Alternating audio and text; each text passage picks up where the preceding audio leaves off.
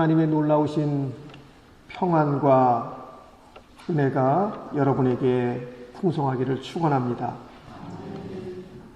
하나님은 우리에게 넘치는 복을 주셨습니다. 우리는 그것을 에베소서 말씀을 통해서 확인했습니다. 오직 은혜로, 우리들의 자격과 조건이 있어서가 아니라 오직 은혜로 우리를 용서하시고 하나님의 자녀로 삼아 주셨습니다. 그리스도 예수 안에서 우리들에게 하나님의 뜻이 무엇인지 알게 하셨고 성령의 인도하심을 받는 그런 놀라운 삶이 되게 하셨습니다. 그리스도 예수를 배우고 그분 안에서 가르침을 받는 그러한 복을 또한 저희들에게 허락해 주셨습니다. 우리들에게 십자가의 구속의 은혜 가운데서 예배의 축복을 허락해 주셨고 하나님께서 거하실 성전이 되어가는 복을 우리 모두는 받았습니다. 그러면 하나님께서 행하신 그 은혜와 구원의 역사로 지으심을 받은 사람들로서 우리는 어떻게 살아가야 합니까? 에베소서 말씀을 통해서 사도 바울은 지난 시간에 새 사람을 입으십시오라고 하는 이 권고에서 멈추지 않고 어떻게 새로운 삶이 구체적으로 성도의 생활에서 나타나야 하는지 제시해 줍니다. 오늘 본문 말씀을 통해서 구원받은 성도의 삶에 있어야 할 5가지 구체적인 모습을 함께 살펴보려고 합니다. 첫 번째는 말에 진실을 담는 것입니다. 거짓에 대한 두려운 경고를 성경 여러 곳에서 우리는 찾아볼 수 있는데 사도행전에 보면 아나니아와 삽비라 부부는 주님의 교회와 사도들 앞에서 거짓말한 것 때문에 그 자리에서 꼬꾸라져 목숨을 잃습니다. 인간적으로 보면 거짓말했다고 그 자리에서 목숨을 잃어버리는 것이 너무나 엄하게 보입니다. 하지만 분명한 것은 아나니아와 삽비라 사건을 통해서 하나님은 그분의 교회가 거짓 위가 아니라 진리 위에 세워지도록 하셨고 그 사건 이후에 성도들은 살아계신 하나님 앞에서 두렵고 떨리는 마음을 가지게 되었고 진실하게 행함으로 오히려 초대교회가 부흥하는 역사로 나타났습니다. 노자의 도덕경에 신언불미, 미언불신이라고 하는 말이 나옵니다.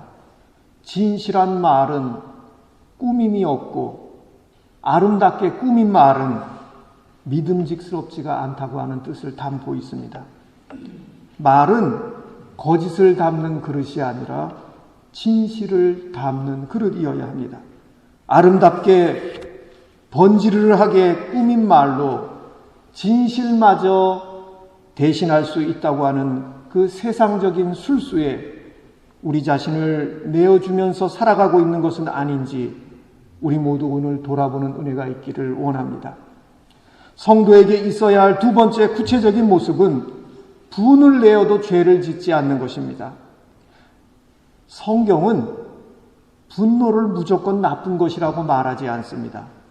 하나님은 사람에게 분노를 허용하셨고 성경은 의로운 분노와 불의한 분노가 있음을 우리들에게 보여줍니다.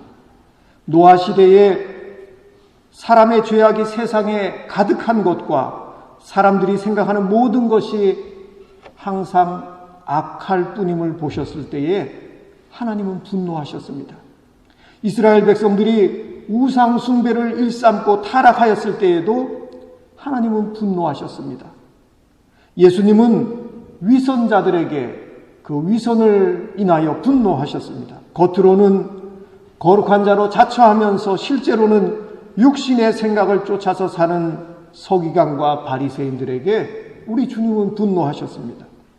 예수님은 사람들이 성전을 돈벌이를 위한 장사판으로 만들어 놓으신 것을 보셨을 때도 강도의 소굴로 만들었다고 분노하셨습니다. 그리스도인에게는 의로운 분노가 있어야 합니다.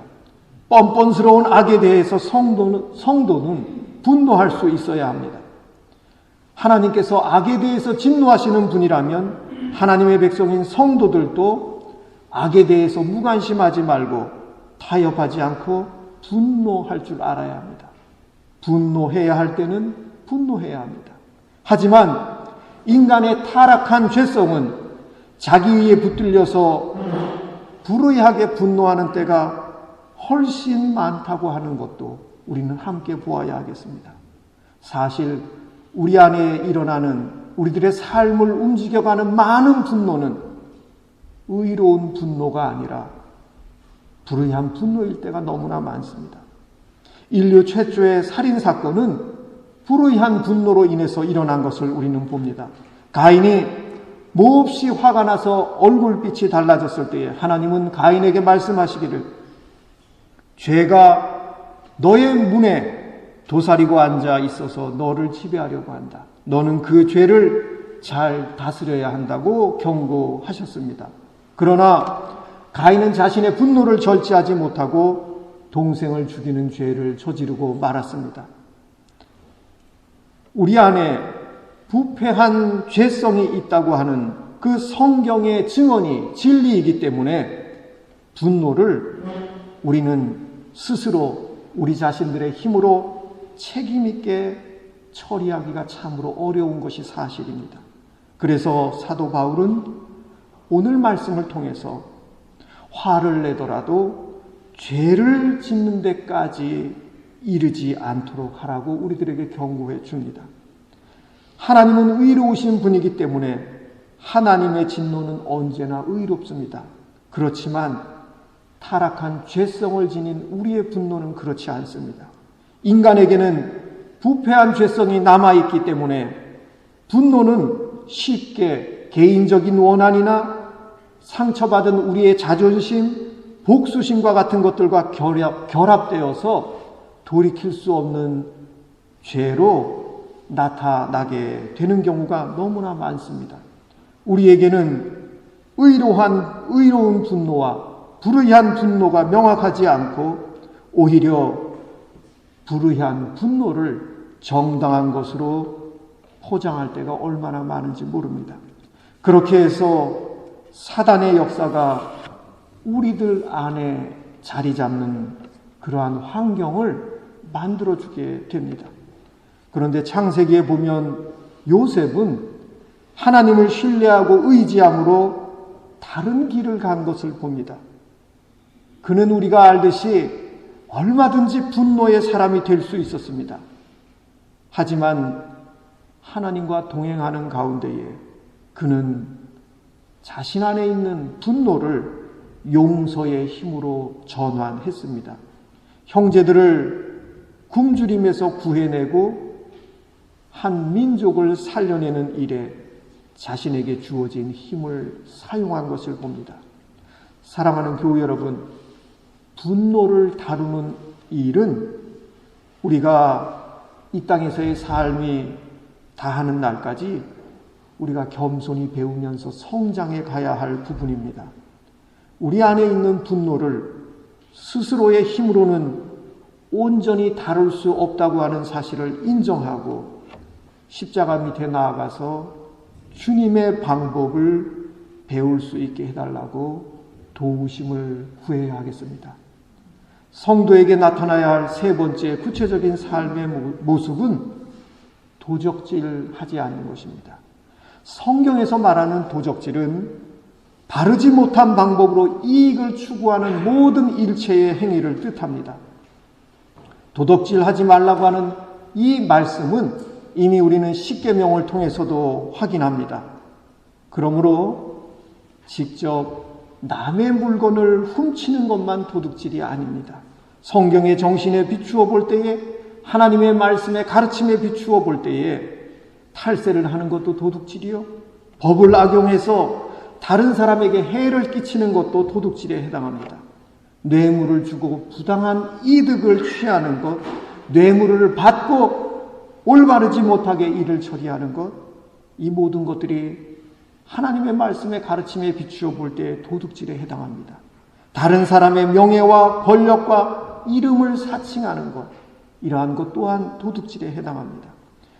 또한 말라기를 보면 말라기 선지자는 온전한 11조를 드리지 않은 백성들을 향해서 하나님의 것을 훔치는 도둑질이라고 했습니다. 무엇보다 11조는 하나님께서 물질의 주인이 되심을 인정하는 우리들의 믿음의 고백이기도 합니다. 그런데 이스라엘 백성들은 11조를 드리지 않으면서도 아무런 꺼리낌이 없었습니다.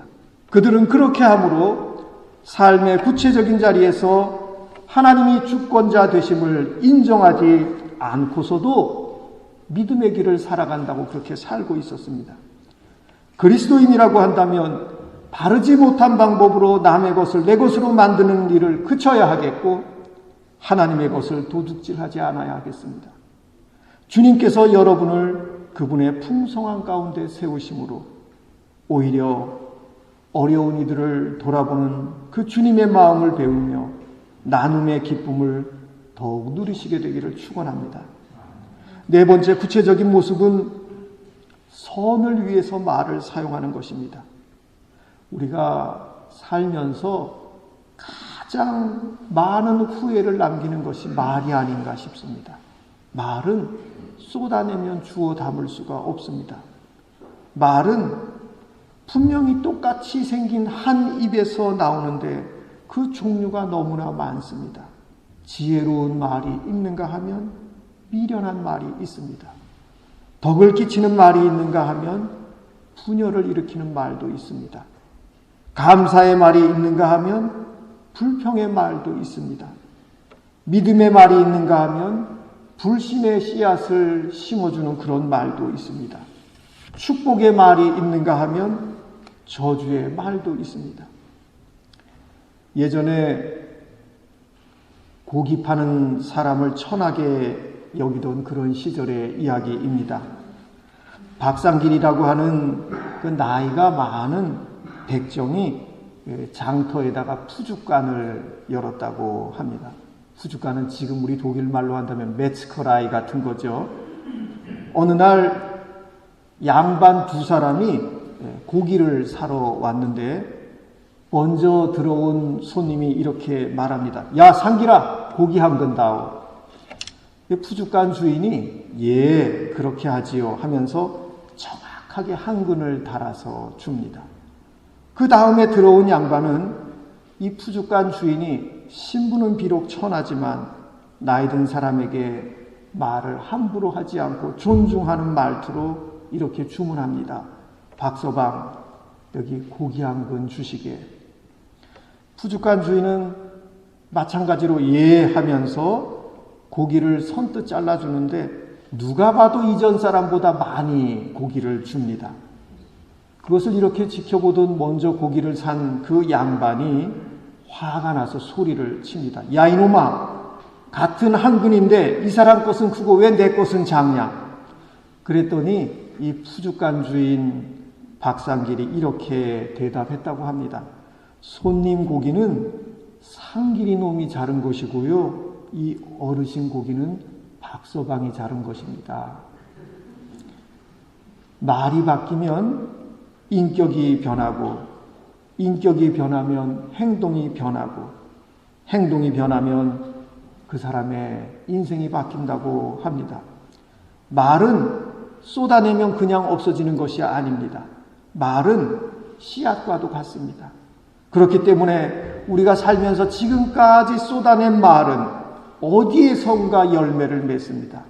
여러분이 오늘 뿌리는 말의 씨앗이 하나님 보시기에 좋은 열매로 풍성하게 나타나게 되기를 축원합니다. 마지막으로 그리스도인의 삶에 나타나야 할 구체적인 모습은 서로 용서하는 것입니다. 용서는 사람과 사람 사이에 틀어지고 멀어진 관계를 완전히 새롭게 하는 첫 시발점입니다. 하나님과 우리의 관계가 완전히 새롭게 될 수 있었던 것도 하나님께서 먼저 우리에게 손을 내밀고 용서해 주셨기 때문입니다. 하나님께서 그리스도의 십자가 사랑으로 우리를 먼저 용서하심으로 우리는 이렇게 하나님의 자녀로 하나님과 전적으로 새로운 관계를 누릴 수 있게 되었습니다. 그렇게 우리는 하나님의 용서를 체험한 사람들입니다. 바로 그 용서함을 받은 체험 가운데에서 사도 바울은 권합니다. 서로 용서하십시오.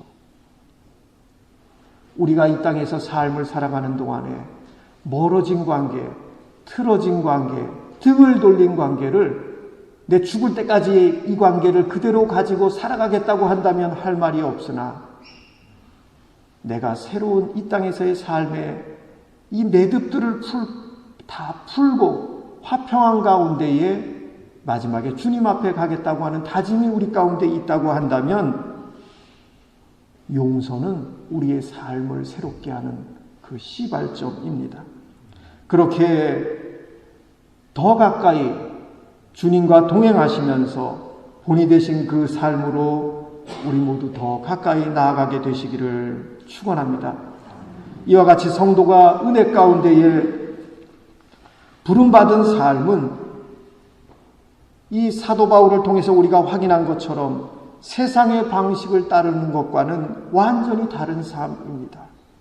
온 우주와 만물을 지으신 하나님의 자녀가 되었기 때문에 세상의 삶의 방식과 같을 수가 없습니다. 에베소 교회의 성도들이 교회는 다니지만 믿음 따로 세상 살아가는 세상 삶 따로 살아가는 그러한 모습을 보았을 때에 사도 바울은 아닙니다. 여러분들은 그렇게 살아서는 안 됩니다. 당신들은 하나님의 형상으로 지음받은 사람들입니다. 라고 말해야만 했습니다.